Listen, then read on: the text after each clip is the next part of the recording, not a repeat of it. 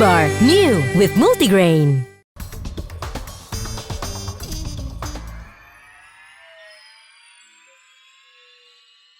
Dipersembahkan oleh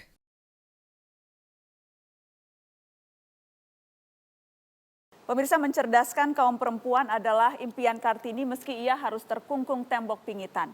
Pikirannya terus mengembara, mencari jalan memajukan perempuan di negerinya. Menghadapi tentangan atas nama tradisi, Kartini tak berkecil hati. Untuk belajar tentang pemikiran Kartini telah hadir di meja Mata Najwa tokoh perempuan Saparina Sadli dan sejarawan sekaligus peneliti Kartini, Didi Kuartanada. Selamat malam Ibu Sap, selamat malam Pak Didi. Terima kasih sudah hadir di Mata Najwa. Senang sekali Ibu Sap bersedia hadir. Kartini Pribadi Mandiri, ini buku yang Ibu Sap tulis bersama Ibu Haryati Subadio. Bagaimana Ibu Sap memahami sosok Kartini, Ibu? Sebetulnya susah untuk di dalam suatu atau dua kalimat mengatakan siapa itu Kartini. Tetapi saya ingin kembali kepada tema hari ini, belajar dari Kartini. Yang sebetulnya kita bisa belajar banyak dari dia adalah bahwa dia itu gemar membaca. Dia bisa dikatakan membaca secara komprehensif. Sehingga apa yang dilakukan Kartini itu adalah bahwa dia membaca, dia merenungkan apa yang dia baca, dia diskusikan apa yang dia baca dengan kemudian waktu adik-adiknya sudah ikut dengan dia di dalam pingitan itu dengan adik-adiknya, tetapi dia juga kemudian menulis apa yang dia pikirkan, dia renungkan dan lain sebagainya. Perbedaan Kartini dengan lain pahlawan adalah meninggalkan tulisan. Nah, karena dia meninggalkan tulisan, kalau kita membaca orang-orang yang bicara tentang Kartini, maka interpretasi bisa berbeda-beda. Itu nggak apa-apa. Ada yang memuja-muja, ada juga yang mengkritik. Itu semuanya justru menunjukkan Kartini bukan orang yang biasa. Dia orang yang luar biasa. Luar biasa. Saya ingin menyambung tadi Ibu Sap, membaca Kartini tidak tergantung interpretasi atau sudut pandang orang. Ada yang memuja-muja, ada yang merasa ini biasa saja. Kalau untuk di mata Ibu Sap yang sudah menuliskan Kartini Pribadi Mandiri, kesan personal Ibu atas sosok ini?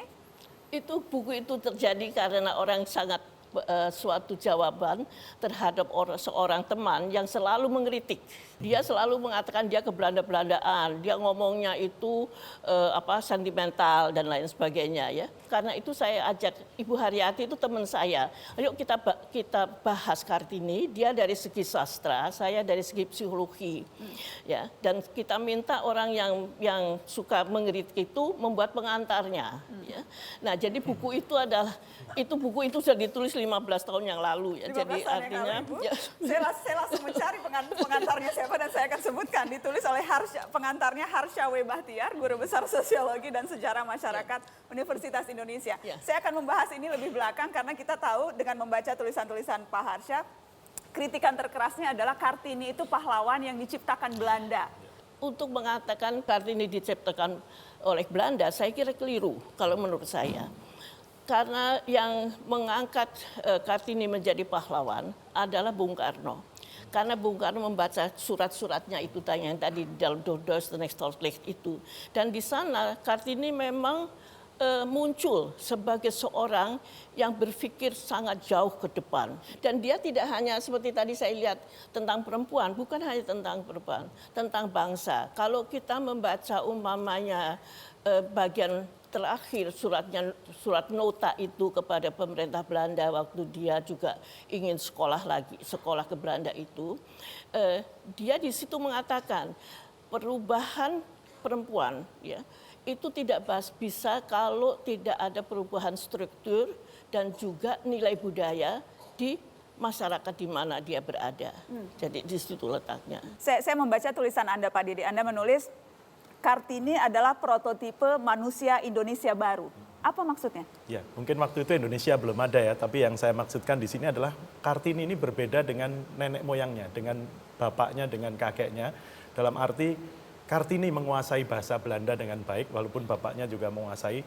Tapi di tahun 1900 itu, di Pulau Jawa dengan jumlah penduduk 28 juta, hanya 3.000 orang pribumi yang bisa berbahasa Belanda.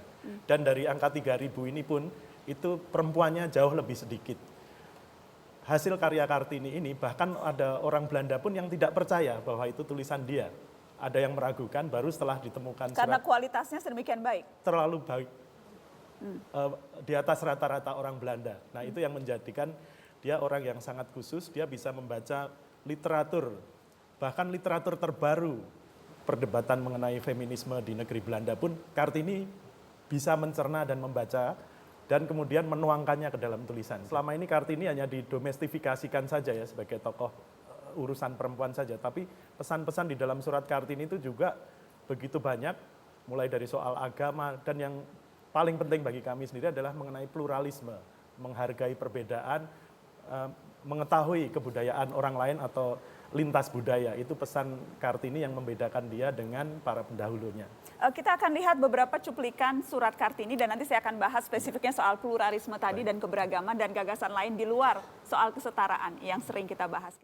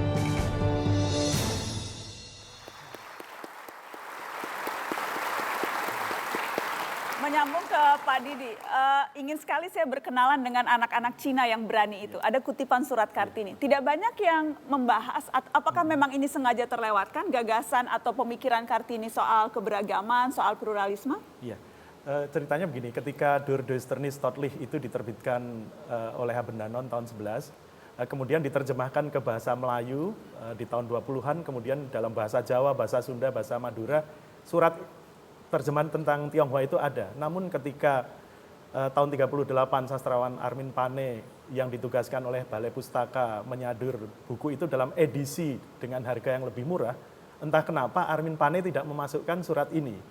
Dan justru hasil karya Armin Pane ini yang masih bisa kita jumpai di toko buku hingga saat ini dengan judul Habis Gelap Terbitlah Terang. Tetapi dalam situ tidak ada tentang Tionghoa. Tidak ada. Dua surat yang ada di dalam buku asli Der Duisternis tot Licht itu di dalam saduran Armin Pane tidak ada. Apa konteksnya ketika R.A. Kartini menulis ingin sekali berkenalan dengan anak-anak Cina pemberani itu? Ya. Kartini selalu merindukan ingin berkenalan dengan seorang gadis yang modern.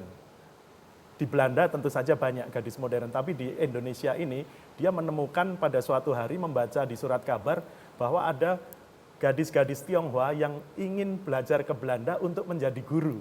Nah bagi Kartini inilah gadis-gadis modern yang selama ini dia cita-citakan. Kemudian Kartini mengatakan, saya ingin sekali berkenalan dengan gadis-gadis Tionghoa itu. Bahkan di dalam suratnya kepada Nyonya Ovingsur, dia mengatakan di pembukaan suratnya itu, Hurra for the Uitgang. Hore untuk kemajuan, karena dia melihat budaya Tionghoa yang sangat patriarkal seperti juga budaya Jawa itu bisa dihancurkan. Perempuan bisa belajar untuk menjadi guru ke Belanda. Nah, dari sinilah Kartini mendapatkan inspirasi dari gadis-gadis Tionghoa yang dia tulis tadi itu. Baik, Ibu Sap ada tambahan soal itu? Soal bagaimana Kartini melihat keragaman, melihat perbedaan antar bangsa, sesuatu yang jarang kita angkat? Kartini itu menyatakan bagaimana pentingnya interaksi antar bangsa. Jadi kalau kita bicara tentang Kartini ingin menjadi perempuan modern, ya, itu dalam artian bahwa dia tidak mau menjadi perempuan bodoh seperti yang dia lihat di sekitarnya karena perempuan tidak bisa sekolah. Itu kan tulisannya gini, saya kepingin menjadi manusia modern dan untuk itu saya kepingin belajar, ya, belajar menjadi guru dan saya itu kepingin belajar tidak untuk diri sendiri tapi untuk manusia pada umumnya. Tidak untuk diri sendiri, harus berbagi. percaya bahwa anak perempuan harus dididik dan setara, itu pemikiran yang sangat maju di zamannya, Ibu. Kalau saya menganggap Kartini itu bukan hanya memajukan perempuan, dia memajukan bangsa. Supratman, dia penggubah dari Indonesia Raya. Dia juga membuat nyanyian Ibu kita Kartini, di mana dia bilang, ya, harum namanya, pendekar bangsa untuk merdeka. Merdeka bagi Kartini itu bukan hanya merdeka bangsanya, tapi juga merdeka, perempuan juga harus merdeka. Dia bisa melakukan apa yang dia inginkan, dan yang paling penting seperti yang kalau saya, Bu, kalau tidak ada Kartini aku tidak duduk di sini. Ibu Sam tidak duduk di sini. Semua kita tidak duduk di sini ya, Bu. Perempuan tidak duduk di sini. Dia nggak tahu di mana ya. Sekarang perempuan bisa memilih, dia bisa menjadi istri, bisa ibu, bisa menjadi pewawancara, bisa macam-macam. Dia itu pilihan dia, ya. Tetapi itu hanya bisa terjadi kalau masyarakat menerimanya kan. Nah, jadi itu sebetulnya intinya dari Tidak bisa jadi Profesor Dr. Saparina Sadli yang sekolah ke Belanda dan penulis buku dan menjadi aktivis kalau bukan karena Kartini. Bahwa sekarang seringkali kemudian peringatan Kartini disimplifikasi, disederhanakan, memakai kebaya, upacara, dikultuskan, hari Kartini dan sebagainya. Itu kita salah. Saya komentar itu. Boleh kita salah. Saya kepingin jangan Kartini itu menjadi bulan April dan menjadi kebaya dan sanggul. Bukan saya anti bersekebaya dan sanggul, tapi bukan itu intinya Kartini. Bukan itu. Kalau toh bulan April itu dijadikan bulan Kartini, angkatlah hal-hal yang betul-betul memungkinkan orang memahami siapa itu Kartini. Di luar berkebaya, bersanggul dan seremonial. Di luar itu, yang lebih penting dari itu. Kartini adalah antropolog pertama Indonesia. Habis gelap, datanglah cahaya.